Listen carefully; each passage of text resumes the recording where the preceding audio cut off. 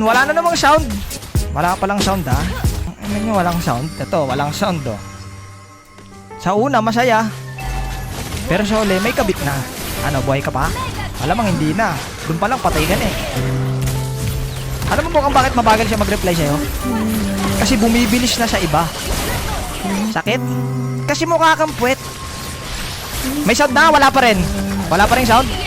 Ano, mukhang kailangan natang gisingin ng mga tao sa mundo ah. Ba't siya na nagpapaalam na maaga siya matutulog? Kahit wala naman siyang pupuntahan na bukasan. Bakit? Ba't siya nagpapaalam na maaga ako matutulog? Bakit niya sinasabi na, love, tulog na ako ah. Hindi ka ba na nagtataka? Dati umaabot kayo ng alas 5, alas 6 ng umaga. Pero ba't ngayon hanggang alas 10 na lang? Bakit?